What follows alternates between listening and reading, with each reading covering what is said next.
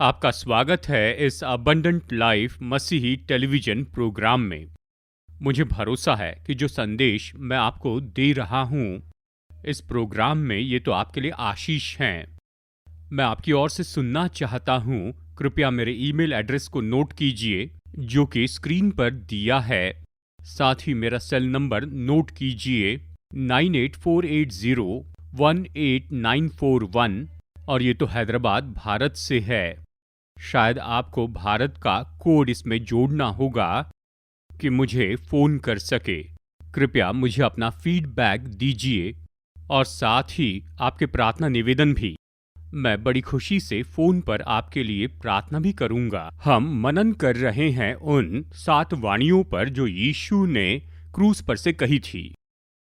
दोस्तों, पिछले 44 साल से मैं प्रचार कर रहा हूं और हर साल परमेश्वर ने मुझ पर अनुग्रह किया कि मैं इन सभी 7 वाणियों पर प्रचार करूं जो यीशु ने क्रूस पर कही थी। एक खास शीर्षक पर ही इस साल पवित्र आत्मा ने हमें एक खास शीर्षक दिया है और वो है हमारे उद्धार की परख उन 7 वाणियों के द्वारा जो यीशु मसीह ने क्रूस पर कही थी। ये बहुत ही महत्वपूर्ण शीर्षक है दोस्तों, हमारे उद्धार की पहचान करना। दूसरे शब्दों में कि हमारा उद्धार किस बारे में है इसे पूरी तरह से जानना हमारे प्रभु यीशु मसीह के द्वारा।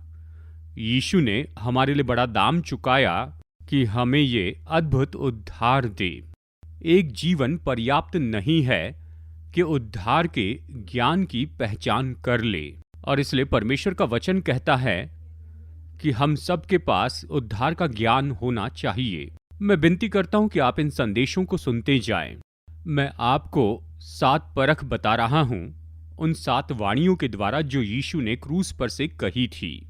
हमने पहले ही 2 देख लिए हैं और इनमें पहला था कि अधर्म को पहचान लेना है और दूसरी वाणी थी कि अंधेपन की पहचान करना।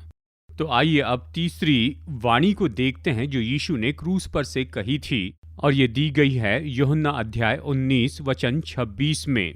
यीशु ने अपनी माता से कहा, हे नारी, देख ये तेरा पुत्र है। तब उस चेले से कहा, यीशु ने अपनी माता से कहा, हे नारी, देख ये तेरा पुत्र है। तब उस चेले से कहा, ये तेरी माता है। और उसी समय से वो चेला उसे अपने घर ले गया। तीसरी वाणी है, ये तो हमारे संबंध के बारे में परख है। आप यहाँ इस तस्वीर को देखते हैं। हम 3 तरह के संबंधों को देखते हैं। हमारे उद्धारकर्ता और प्रभु यीशु, माता मरियम और वो प्रिय चेला था यूहन्ना। प्यारे दोस्तों, मसीह जीवन में सबसे बहुमूल्य बात जो परमेश्वर हमें देते हैं वो तो हमारा संबंध है। पति और पत्नी, माता पिता और बच्चे, भाई और बहन, ससुराल वाले, नाना नानी, यहाँ तक कि हमारी कलीसियाओं में संगी विश्वासियों के साथ का संबंध। हर एक संबंध तो इतना सुंदर है और इतना महत्वपूर्ण है।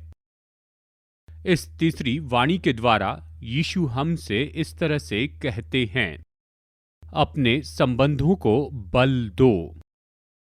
पास्टर के रूप में मैं जानता हूं कुछ रिश्ते तो बहुत ही मुश्किल होते हैं, वो ऐसे ही बने नहीं रह सकते हैं।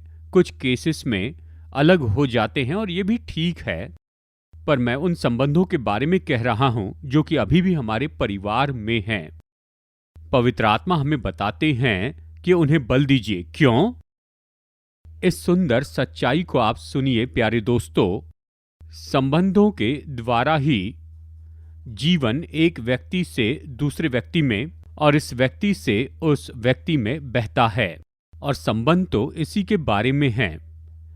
परमेश्वर हमें संबंध देते हैं ताकि जीवन और आशीषें एक दूसरे में बहते हैं। अकेला जीवन तो अच्छा नहीं है। हर एक व्यक्ति परिवार में अपने संबंधों को बल देते जाए। दोस्तों, रिश्तेदारों और कलीसिया के सदस्यों के साथ क्यों? जितना बलवान ये संबंध होते जाएगा, आशीषें बहेगी।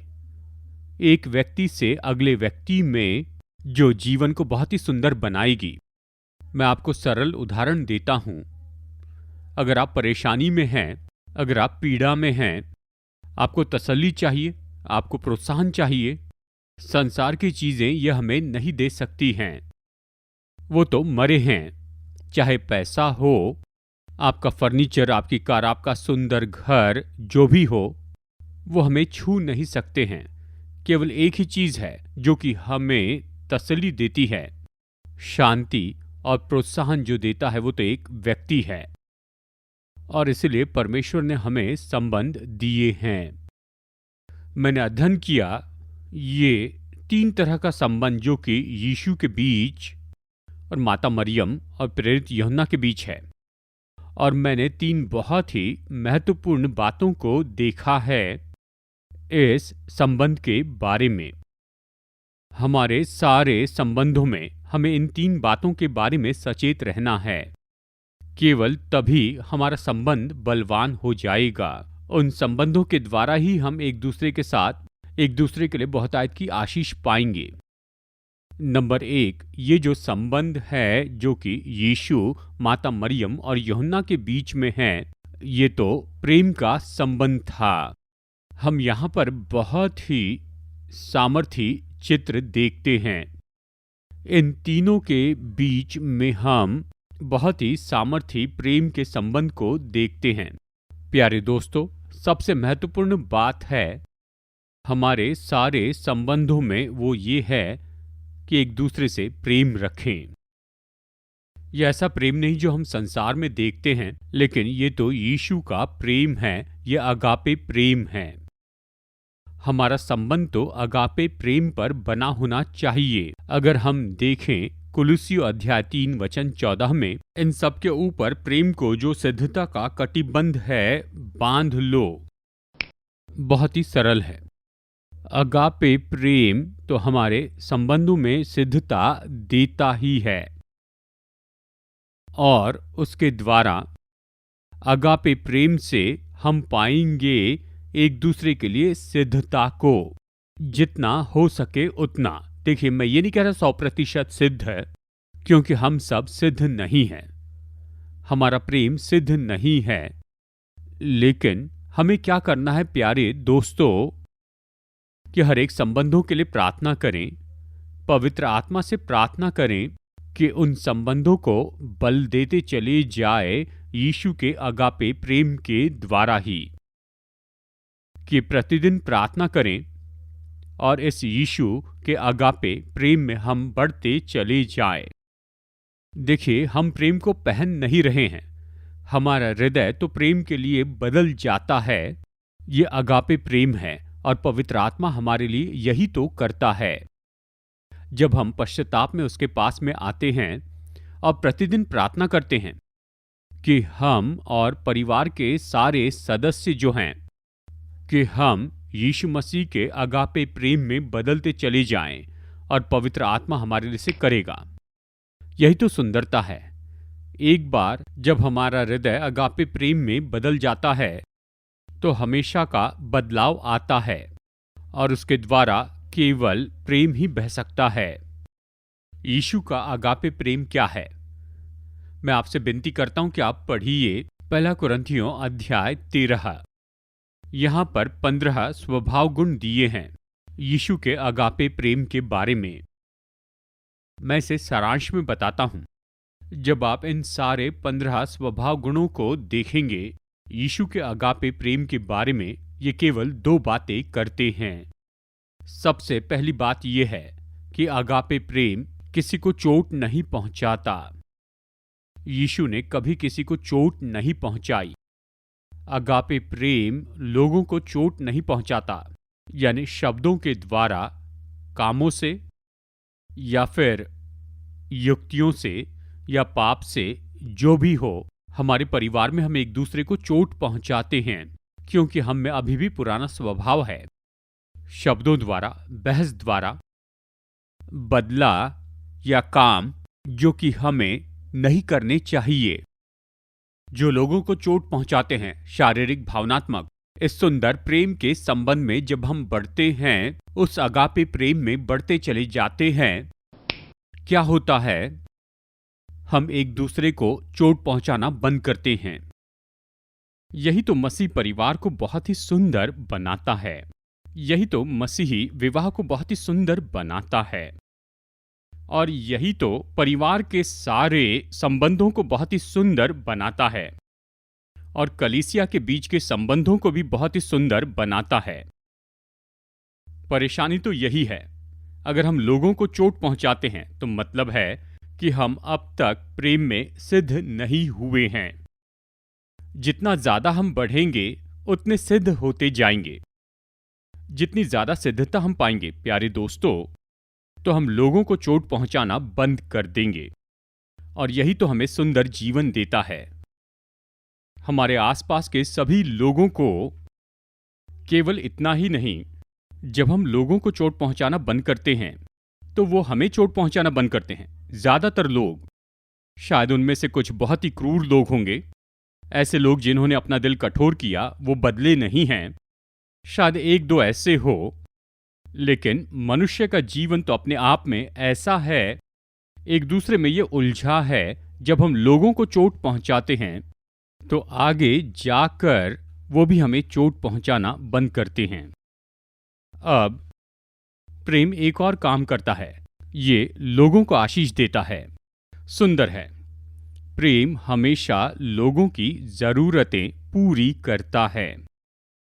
यीशु का अगापे प्रेम इस पृथ्वी पर 33.5 साल, उसमें 3.5 साल की सेवकाई में यीशु ने क्या किया? अगापे प्रेम के द्वारा उसने लोगों को आशीष दी।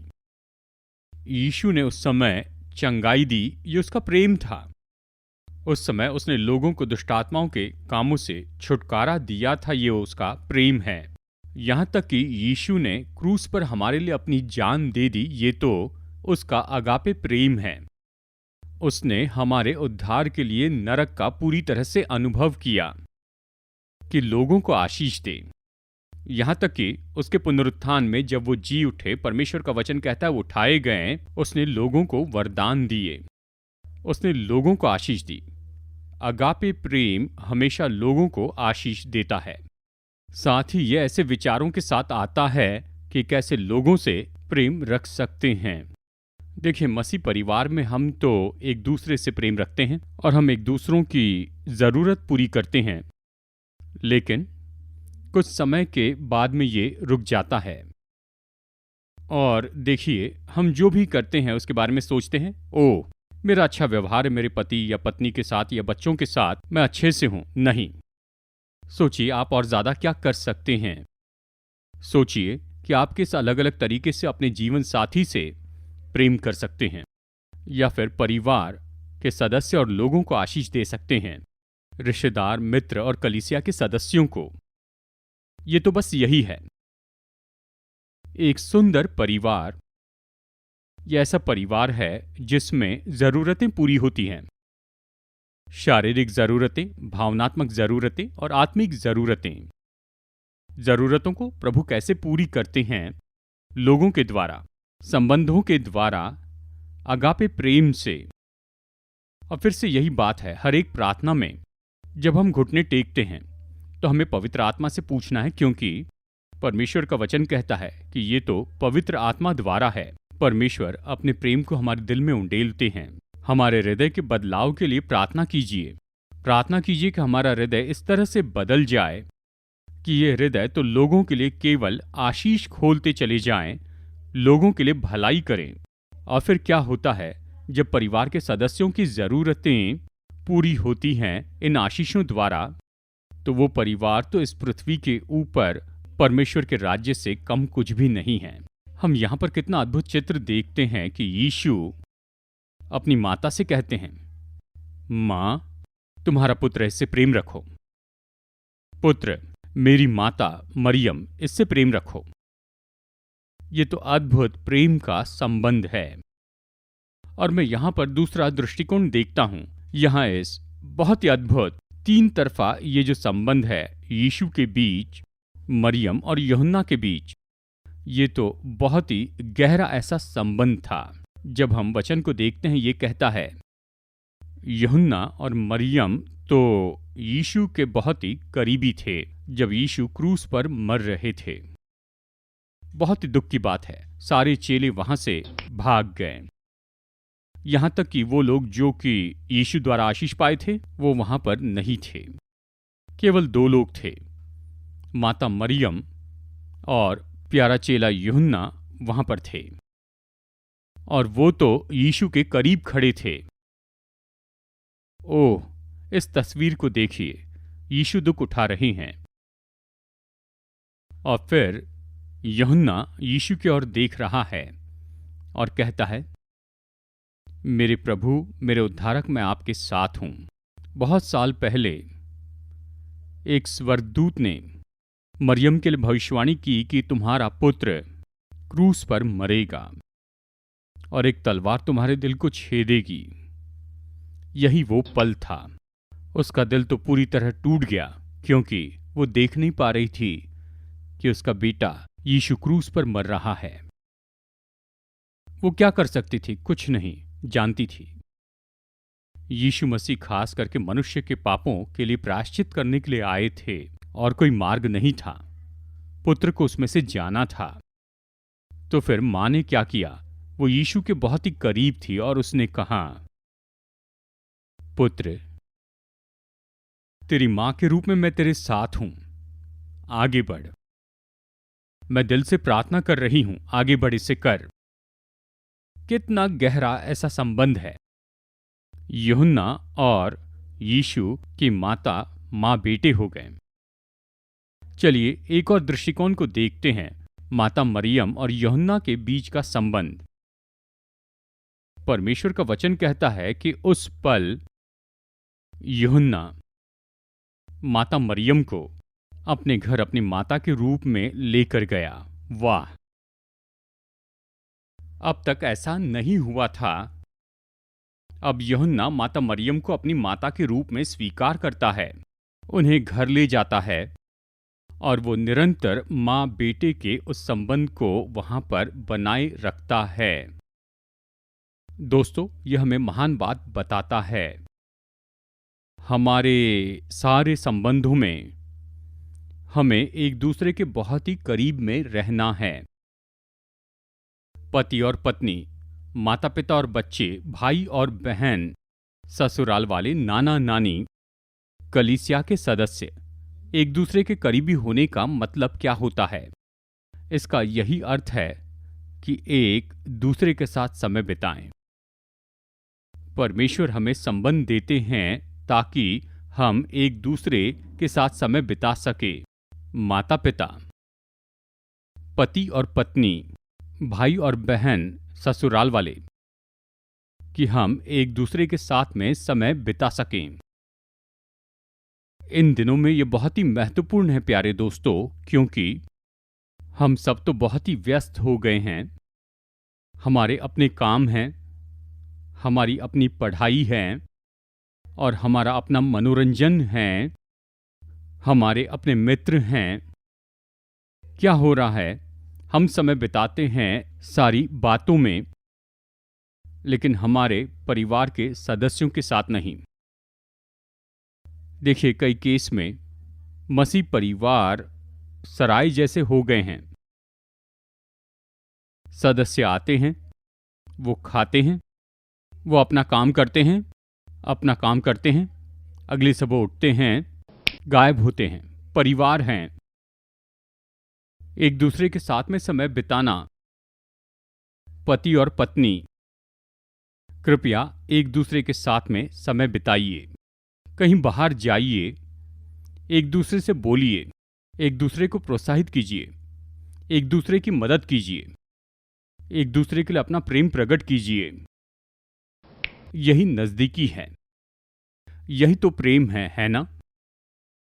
देखिए, एक महान साइकोलॉजिस्ट ने, साइकियाट्रिस्ट, साइको एनालिस्ट, किसी ने उनसे ये महान सवाल पूछा था, मनुष्य के मन को किसकी जरूरत है?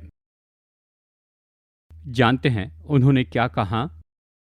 उनके पास तो बहुत ही महान ज्ञान था मनुष्य के दिमाग के बारे में। कहा मनुष्यों को दो चीजें चाहिए कि प्रेम करें और उनसे कोई प्रेम करें।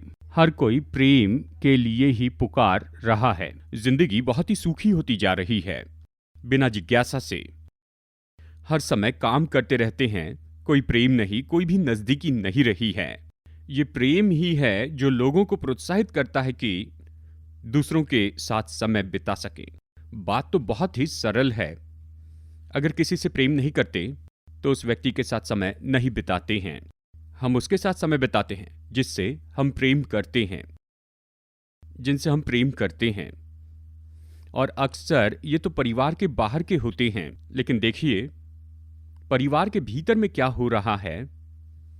मैं माता पिता से ये कहूंगा, अगर आपके घर में बच्चे हैं तो कृपया अपने बच्चों के साथ समय बिताइए, उनके साथ खेलिए, उनसे बातें कीजिए, गले लगाइए। ये बस यही है। मैं अक्सर ये कहता हूं, जो प्रेम पाते हैं वही तो प्रेम दे सकते हैं। अगर कोई जंगली पेड़ के जैसे जीता है दूर किसी जंगल में, वो प्रेम नहीं दे सकते हैं। प्रेम व्यक्ति से जुड़ा है। जब तक कि कोई प्रेम प्राप्त न करें वो प्रेम नहीं दे सकते हैं। जब हमारे बच्चे बड़े होते हैं तो हम उनसे क्या अपेक्षा करते हैं? उनकी शादी होगी, उनके बच्चे होंगे, और हम अपेक्षा करते हैं कि वो अपनी पत्नी और बच्चों से प्रेम रखें। वो ऐसे कैसे कर सकते हैं अगर वो ऐसे वातावरण में नहीं पले बढ़े हैं? प्रेम के वातावरण में, अपने ही परिवार में ही, उनके बचपन में। देखिए नजदीकी, मैं आपसे यही कहना चाहता हूं मेरे भाइयों और बहनों, सबसे महान आशीष तो हमारे लिए हमारे परिवार में एक दूसरे के साथ समय बिताना है। कि एक दूसरे के नजदीकी में आए, एक साथ मिलकर काम करें, बाहर जाएं, पिकनिक पर जाएं, प्रार्थना में एक साथ समय बिताएं, बाइबल पढ़ें, एक साथ हो। और यही तो परिवार को बहुत ही सुंदर बनाता है, जो जीने के योग्य है। और मैं आपको ये भी बता दूं, चेतावनी दीजिए, अगर वो गलत मार्ग पर हैं, अगर वो समाज के विरुद्ध में जाते हैं, कलीसिया और परिवार के विरुद्ध में जाते हैं, या संबंधों के विरुद्ध में जाते हैं, तो निश्चय ही उनकी परवरिश में कुछ न कुछ गलत हुआ है। शायद उनकी परवरिश वैसे नहीं हुई जैसे कि होनी चाहिए थी। तो आइए फिर से पवित्र आत्मा से प्रार्थना करें। पवित्र आत्मा, मेरे हृदय को इस तरह से बदल दीजिए कि मेरे सभी संबंधों में मैं तो नजदीकी में रहूंगा, और मैं नजदीकी संगति में रहूंगा, मेरे परिवार मित्रों के साथ, संबंधियों के साथ, कलीसिया के लोगों के साथ। और यही तो जीवन को बहुत सुंदर बनाता है, और जीवन इसी के बारे में है। भजन संहिता 133 वचन 1 कहता है, देखो ये क्या ही भली और मनोहर बात है कि भाई लोग आपस में मिले रहें। क्या आपने इसे गौर से सुना कि भाई लोग आपस में मिलकर रहे? संगति। और फिर ये भजन बहुत ही अद्भुत आशीष देता है। चलिए इसे सारांश में बताऊं। वचन 2 कहता है, देखिए ये तो महान बात है कि परिवार एक साथ रहें और एक साथ संगति करें। ये वचन कहता है, ये तो उस उत्तम तेल के समान है जो हारून के सिर पर डाला गया था और उसकी दाढ़ी पर बहकर उसके वस्त्र की छोर तक पहुंच गया। ये तो पवित्र आत्मा का अभिषेक है। जहां कहीं भी एकता होगी वहां पर पवित्र आत्मा का अभिषेक होगा। क्या आपको याद है प्रेरितों के काम 2, यीशु ने कहा, यरूशलेम में रुके रहना, यहां पर तुम ऊपर से सामर्थ पाओगे, यानी पवित्र आत्मा पाओगे। और जब हम इस वचन को देखते हैं तो ये कहता है, ये सारे चेले और सारे प्रियजन ऊपरी कोठरी में थे, प्रार्थना कर रहे थे, और वो सब एक चित्त के थे, यानी एकता। देखिए इसमें संबंध है पवित्र आत्मा के अभिषेक के साथ। और फिर वचन कहता है, वो हरमोन की उस ओस के समान है जो सिय्योन के पहाड़ों पर गिरती है, जो सिय्योन के पहाड़ों पर गिरती है, यहोवा ने तो वही सदा के जीवन की आशीष ठहराई है। यही तो वो संगति है, वो एकता है जिसके द्वारा हम आशीष पाते हैं। एक दिन के लिए नहीं, सदा के जीवन के लिए, हर एक दिन के लिए। तो चलिए तीसरा दृष्टिकोण आपको बताता हूं। यहां पर ये 3 प्रकार का संबंध यीशु का मरियम और यूहन्ना के साथ में, ये तो कल्याण का संबंध था। यहाँ वचन 27 पढ़ते हैं, तब उस चेले से कहा, ये तेरी माता है, और उसी समय से वो चेला उसे अपने घर ले गया। जिस पल यीशु ने यूहन्ना से कहा कि देखो ये तुम्हारी माता है, यीशु तो मरने पर थे, और जब यीशु मर गए, यूहन्ना उस माता को अपने घर ले गया, अपने घर, और वो उसके लिए बहुतायत से भलाई करे उसके पूरे जीवन भर। ये तो बहुत ही सरल है दोस्तों। परमेश्वर हमें रिश्तेदार देते हैं कि हम एक दूसरे की भलाई करते चले जाएं। मैं हमेशा कहता हूं कल्याण 3 क्षेत्रों में, शारीरिक, मानसिक और आत्मिक। मैं इस पर बहुत कुछ बता सकता हूं, लेकिन सचेत हो जाइए। परिवार का हर एक संबंध तो है जो दिया गया है केवल इसलिए कि हम एक दूसरे की भलाई करते चले जाएं। शारीरिक जरूरतें हमें उसके लिए देना है, पूरी करनी है। भावनात्मक जरूरतें उन्हें पूरी करनी है। आत्मिक जरूरतें उन्हें पूरी करनी है। किसी भी व्यक्ति की शारीरिक, भावनात्मक और आत्मिक जरूरतें ये मसीह परिवार में पूरी की जाती हैं संबंधों के द्वारा। और कुछ हद तक अगर इसे किया जाए तो वो परिवार और कुछ नहीं लेकिन परमेश्वर के राज्य को दर्शाएंगे। तो आइए अभी प्रार्थना करते हैं। अनुग्रहकारी बहुमूल्य पिता, यीशु मसीह हमारे उद्धारकर्ता और प्रभु, पवित्र आत्मा तसल्ली देने वाले, यीशु क्रूस पर की महान 7 वाणियों के लिए हम आपकी स्तुति करते हैं कि तीसरी वाणी में आपने बताया है कि हम अपने संबंधों को पहचान लें।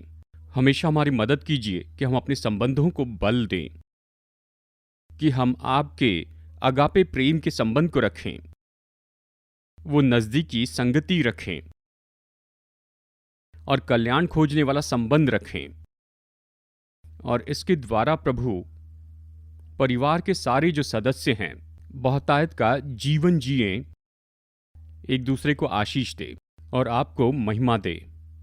पवित्र आत्मा में प्रार्थना करता हूं कि आप इस वचन पर आशीष दीजिए, इसे पूरा कीजिए हमारे मसीह जीवन में।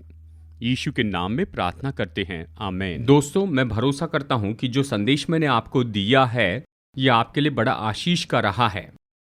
मैं आपको न्योता देता हूं कि इस टेलीविजन सेवकाई में आप मेरे साथ में पार्टनर बनिए। देखिए, इस समय में मैं दे रहा हूं, मसीह विश्वासियों को परमेश्वर के वचन से संदेश दे रहा हूं 4 भाषाओं में, हिंदी, मलयालम, तेलुगु और इंग्लिश में। और इसमें अवश्य ही बहुत सा खर्च जुड़ा है। लाखों और लाखों लोग वो इन संदेशों को सुन रहे हैं और बड़ी आशीष पा रहे हैं, और वो परमेश्वर के वचन से अद्भुत सच्चाई को जान पा रहे हैं। मैं आपको न्योता देता हूं कि आप मेरे साथ पार्टनर बनिए। आप में से जो लोग इसके लिए कुछ कंट्रीब्यूशन भेजना चाहते हैं तो कृपया इस QR कोड को नोट कीजिए, इसे स्कैन कीजिए अपने सेलफोन पर और आप आसानी से अपनी भेंटें भेज सकते हैं। और साथ ही इस गूगल पे नंबर को नोट कीजिए और आप अपनी भेंट राशि भेज सकते हैं गूगल पे के द्वारा या पेमेंट के लिए दूसरे तरीकों से, या फिर अगर आप मनी ऑर्डर भेजना चाहते हैं या फिर चेक, तो स्क्रीन पर दिए हुए इस एड्रेस को आप नोट कीजिए। अगर आप में से कोई एक प्रोग्राम का स्पॉन्सर बनना चाहता है, कृपया नोट कीजिए ये नंबर जो स्क्रीन पर आ रहा है। आप इस नंबर पर फ़ोन कीजिए और मेरे ऑफिस से आपको जानकारी दी जाएगी कि आप कैसे एक प्रोग्राम में स्पॉन्सर बन सकते हैं। प्यारे दोस्तों, मैं आपके प्रत्युत्तर की राह देख रहा हूँ। तो आइए अपने सिर झुकाएं बेनेडिक्शन के लिए। अब हमारे प्रभु यीशु मसीह का अनुग्रह, परमेश्वर पिता का प्रेम और पवित्र आत्मा की संगति हमारे साथ में बनी रहे, हमारे परिवार और हमारी सेवकाई के साथ अब से लेकर युगान युग तक। आमेन।